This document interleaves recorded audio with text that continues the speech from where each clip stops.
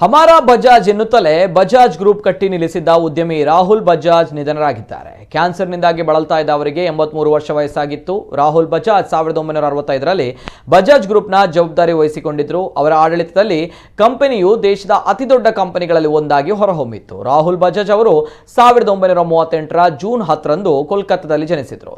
ಇವರ ಅಜ್ಜ ಜಮಾನಲಾಲ್ ಬಜಾಜ್ ಅವರು ಬಜಾಜ್ ಗ್ರೂಪ್ ಸಂಸ್ಥಾಪಕರು. ರಾಹುಲ್ ಬಜಾಜ್ ಅವರು 40 ವರ್ಷಗಳ ಕಾಲ ಬಜಾಜ್ ಗ್ರೂಪ್ನ ಅಧ್ಯಕ್ಷರಾಗಿ ಕಾರ್ಯನಿರ್ವಹಿಸಿದರು. ರಾಹುಲ್ ಬಜಾಜ್ ಕಳೆದ ವರ್ಷ ಏಪ್ರಿಲ್ನಲ್ಲಿ ಬಜಾಜ್ ಆಟೋ ಅಧ್ಯಕ್ಷ ಸ್ಥಾನಕ್ಕೆ ರಾಜೀನಾಮೆ ನೀಡಿದರು ಮತ್ತು ಪ್ರಸ್ತುತ ಸಂಸ್ಥೆಯ ಎಮಿರೇಟಸ್ ಅಧ್ಯಕ್ಷರಾಗಿದ್ದರು. ಇನ್ನು ರಾಹುಲ್ ಬಜಾಜ್ ಅವರಿಗೆ 2001ರಲ್ಲಿ 3ನೇ ಅತ್ಯುನ್ನತ ನಾಗರಿಕ ಪ್ರಶಸ್ತಿ ಪದ್ಮಭೂಷಣವನ್ನ ನೀಡಲಾಯಿತು. ಬಜಾಜ್ ಅವರು ರಾಜ್ಯಸಭಾ ಸಂಸದರಾಗಿಯೂ ಸೇವೆ ಸಲ್ಲಿಸಿದರು. ಪುಣೆಯಲ್ಲಿ ಭಾನುವಾರ ಅಂತ್ಯ ಸಂಸ್ಕಾರ ನಡೆಯಲಿದೆ ಎಂದು ಬಜಾಜ್ ಗ್ರೂಪ್ ಪ್ರಕಟಣೆ ತಿಳಿಸಿದೆ. ರಾಹುಲ್ ಬಜಾಜ್ ಅವರ ನಿಧನಕ್ಕೆ ಪ್ರಧಾನಿ ನರೇಂದ್ರ ಮೋದಿ ಸೇರಿದಂತೆ ಗಣ್ಯರು ಸಂತಾಪ ಸೂಚಿಸಿದ್ದಾರೆ.